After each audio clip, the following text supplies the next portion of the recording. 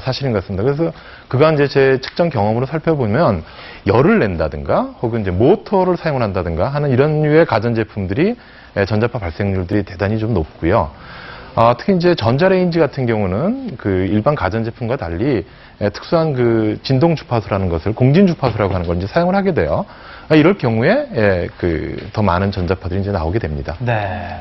근데 지금 방청석에 김윤숙 주부께서 직접 나오셨는데 상당히 심각한 표정으로 지금 방송을 지켜보고 계십니다. 어떠세요? 보시니까 좀 놀라셨죠? 네, 눈에 보이지 않는 전자파가 수치를 보니까 정말 신기한 부분도 있었고요.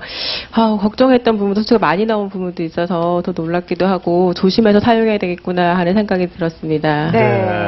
저는 그 김윤숙 그 주부의 사례를 보면서 사실 그 제품에서 나오는 전자파는 알겠지만 그 일일 전자파 노출량이 아까 1.69mgauss라고 나왔잖아요. 근데 그게 많다는 건지 적다는 건지 사람한테 미쳤을 때 그 영향이 어느 정도인가요?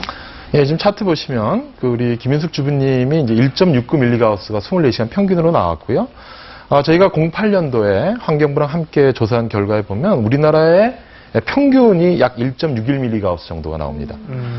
물론 이제 영국에 비하면 약 한 3.4배 정도 좀 높은 값이고요. 네. 뭐 미국이나 캐나다와는 이제 뭐 비슷하거나 조금 높은 상태인데요. 물론 이 부분은 이제 그 측정 당시의 상황이라든가 또 가전제품의 보급률 뭐 이런 부분들이 아마 영향을 좀 줬던 것 같고요. 다만 이제 우리가 여기서 간과해서는 안 될 부분들이 수 미리가우스 수준에서 오랫동안 장기간 노출이 되면 역학연구의 결과를 보면 소아 백혈병이라든가 각종 그 만성 악성 질환들이 발생률이 좀 높아지는 것으로 이렇게 보고가 되고 있어서 걱정입니다. 그럼 실제로 높은 전자파에 노출되어 있는 분들이 많이 있나요? 어떤가요? 예, 그렇습니다. 저희가 이제 조사한 바에 따르면은요, 우리나라 전체 인구 중에 약 한 11.3% 정도, 약 한 533만 명 정도가 되는데요. 이분들이 하루 중에 한 2mgauss 이상을 이제 초과하는 것으로 돼 있고, 3mgauss나 혹은 4mgauss를 초과하는 것들 한 6% 정도, 이런 정도가 되고 있다고 알려져 있습니다. 그래서, 꽤 높은 수준이기도 하죠. 예, 그래서, 사실 이제 요 정도 수준이 그럼 과연 어느 정도냐, 실제로. 여기 아까 우리 헤어드라이어 잠깐 나왔는데요. 굉장히 높았단 말이에요. 네네. 그럼 그 수치만 본다면은, 1일 전자파 노출량보다 훨씬 넘는 건 이런 걱정도 생기는데. 예, 근데 이제 뭐 다른 전자기의 노출은 전혀 없는 상태에서, 저 헤어드라이어만 가지고 쭉 쏘였을 때 약 한 45분 정도의 분량. 그 정도 값이 2mgauss 수준이다 이렇게 이해하시면 되겠습니다. 그러니까 헤어드라이기를 45분 동안 사용했을 때 노출되는 그 정도 양이 이제 하루로 총 다시 계산하면 노출량이 그 정도 될 것이다. 예. 45분 동안 하는 경우는 없으니까. 네, 한 3분?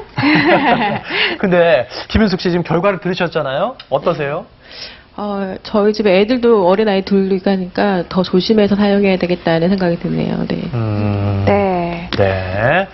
자, 집에서 좀 이제 또 관심을 갖고, 또 이후에는 전자파 사용량을 좀 줄일 수 있는 그런 것도 보고 살펴볼 테니까 계속 보시면 좋을 것 같아요. 네. 근데 저 아까부터 계속 마음이 불안한 게 방송에 들어왔는데도 혹시 휴대전화에 전화가 와 있으면 어떡하나, 문자가 와 있으면 어떡하나. 상당히 좀 걱정스러워요. 네, 계속 찾고 있었거든요. 근데 저처럼 특히 스마트폰을 사용하는 분들이 하루 종일 휴대전화를 몸에 지니고 있잖아요. 잘 때도 옆에 놓고 자는데. 그렇죠. 이 휴대전화에 대한 전자파 노출도 좀 걱정이 많이 되는 것 같아요. 네, 그렇습니다. 아시다시피 다른 전자제품은 사용할 때 특별히 하루에 몇 번밖에 사용하지 않잖아요. 근데 휴대전화는 항상 휴대를 하고 있고 또 많이 사용하는 분들도 많기 때문에 더 그 노출이 심각한 문제를 발생시킬 수 있고요. 또 최근에 그 보고를 보면요. 전 세계 인구의 60% 이상이 휴대전화를 갖고 있다고 해요. 그렇기 때문에 더욱더 우리가 이제 공중보건학적인 그런 개념을 쓰는데 전체적으로 큰 문제가 아닐 수 없습니다. 근데 궁금한 게요. 전자파를 우리가 이제 받게 되면 그게 몸에 이렇게 축적이 되나요? 쌓이나요? 쌓이는 건 아닙니다. 중요한 것은 이제 얼마나 강한 전자파가 얼마나 오랫동안 계속 노출이 되느냐. 그게 문제인데요. 이렇게 너무 오랫동안 자극을 받게 되면 정상세포가 암세포로 변할 수 있다는 것입니다. 그건 현재까지 이제 가설이고요.